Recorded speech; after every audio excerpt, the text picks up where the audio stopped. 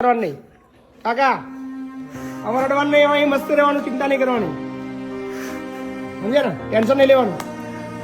બધા ભેગા કર્યા હવે અમારા કોઈ કઈથી આવ્યા દાદા? કઈથી આવ્યા? સુરત છે. સુરત થી આવ્યા? હા. શું નામ તમારું? ચતુરભાઈ ખોડાભાઈ ગઢિયા. ચતુરભાઈ ખોડાભાઈ ઘડિયા. હા. જુનાગઢ ના છો? ગઢિયા એટલે અટક અમારી પટેલની. પણ કઈ ના છો? મૂળ ગામ તમારું? મૂળ ગામ ધંધુકાભાઈ રોજિત. ધંધુકા પાસે. એવું છે? સુરતમાં કોણ કોણ છે તમારા ઘરમાં? તમારા ઘરમાં કોણ કોણ છે સુરત? અમારા ગામમાં છોકરા છે, છોકરાની બહુ છે. એવું છે? અમારા ઘરના નથી વે વરે. અચ્છા, પછી અહીંયા રહેવા આવ્યા? આ રહેવા આવ્યા. કેમ રહેવા આવ્યા? ઘરના લોકો શું કહે છે? ઘરના લોકો નથી કહેતા કે ઘરના લોકો એમ કે મેં પૈસા આપ્યા ને એટલે વારા કર્યા, વારાથી બીજાનો વારો આવ્યો એટલે લઈ જ ન ગયો. એટલે વારા પડ્યા છે તમારા? હા. કેવા વારા પડ્યા તમારા? એટલે વારા એટલે જમવાના રહેવાના જમવાના રહેવાના વારા? વારા કેવી રીતે કેવા વારા એમ સમજાવો થોડું. 6 મહિના રહેવાના વારા પડ્યા હતા. 6 મહિના બીજા છોકરાને ઘેર? 6 મહિના નાના ભેગો રહ્યો. હા. 6 મહિના પછી નાનો કે તમે મોટાને ભેગો જાઓ. અચ્છા, મોટા ભેગા? હા જાઓ એમ. હા. પછી મેં કીધું ઈ મને ફોન કરે તો હું જાઉં, કાં લઈ જાય તો જાઉં. બરાબર, એકલા કેમ ન જઈએ? જે લઈ જ ન ગયો એટલે લઈ જ ન ગયો. પછી હું ગયો આશ્રમમાં. બરાબર. આશ્રમમાંથી પાછો 6 મહિના રહે અને ઢાંગલા દામનગર પાસે ઢાંગલા ગામ છે મંદિર સ્વામિનારાયણનું. ના 18-19 મહિના રહ્યો. બરાબર. લ્યો મંદિરોની સેવા સ્વામિનારાયણ ભગવાનની કરતો હતો. બરાબર. આરતી પણ કોઈ ચિંતા નહીં, અહીંયા આપણે કોઈ વારા બારા નહીં પડ્યા, અહીંયા આખી જિંદગી રહેવાનું. મને કયો, મને ખબર જ છે.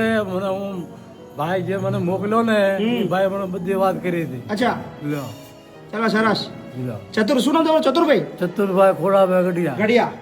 કોઈ ચિંતા ના કરો, બરાબર ને? આરામ કરો. આહિર સંબંધ છે તમારો? આહિર છો ને તમે? પટેલ. વાહ, લ્યો. સરસ સરસ. તો આપણે એમને બેડ આપો, હો વ્યવસ્થા કરો. હા, શું કીધું તું? કેટલા? 25 લાખ રૂપિયા આપ્યા ને. તમે આપ્યા છોકરાઓ? હા 25 લાખ? 25 ત્રણે ને. તને ને 75 લાખ આલ્યા? હા આટલા બધા પૈસા ક્યાંથી આવ્યા તમારે? મારી પાસે મકાન હતું. અચ્છા. એ મકાન સુરતમાં વેચી દીધું. અચ્છા. સુરતમાં એ 3 માળનું મકાન હતું. અચ્છા. તે 2 માળમાં હેઠ ઉપર 2 મોટા રહેતા હતા. તે ગેસની લાઈન લેવામાં બાજ્યા. પછી એવડા ભેગું હાલે એવું નહોતું. પછી સમજૂતી કરીને વેચી દીધું. 3-25 લાખ રૂપિયા આપ્યા. તમારો કેટલા રાખ્યા? તમારો રાખ્યા નહીં પૈસા? મેં રાખ્યા હતા 1.5 લાખ રૂપિયા. ખાલી 1.5 લાખ? હા પણ આપણે કીધું પૈસા શું કરવા? 3 છોકરાઓ છે ને, શું કરવા આપણે? ભાઈ પૈસા શું કરવા છે? બરાબર. આ પૈસા એ જ કાઢ્યો મને. બાપરે બાપરે. ત્રણે મકાન લઈ લીધા? ત્રણે નવા પોતાના મકાન લીધા. હા. પણ એ બધા માગી ખાવાના લીધા છે. એવું છે? 30,000 રૂપિયા મહિને હપ્તો આવે છે. અચ્છા. 30,000 કમાય છે. 30,000 નો હપ્તો આવે છે. એકને 25,000 નો હપ્તો આવે છે. એ 15,000 કમાય છે. મહિને બધા 10-15-20 રૂપિયા ખાવાના. બરાબર. એટલે એ દશા આવી છે. તમે એકલા એ ત્રણના આટલા બધા પૈસા આલ્યા, ત્રણ ભેગા થઈને તમને પાલવી શકતા નહીં. હા બહુ ખરાબ વસ્તુ. પણ ચિંતા કરવાની, એવું બધું ભૂલી જાવ એમને. અહીંયા મોજ કરો આરામથી, બરાબર? કોઈ ચિંતા કરવાની નહીં. કાકા અમારે અડવાનું નહીં, અહીં મસ્ત રહેવાનું, ચિંતા નહીં કરવાની, સમજ્યા ને? ટેન્શન નહીં લેવાનું. બધા ભેગા કર્યા હવે અમારા કોઈ યાદ આવા ભૂલી જાવ, એ બધું મગજમાં કાઢી નાખો. ચલો, હા ને? મસ્ત રહો.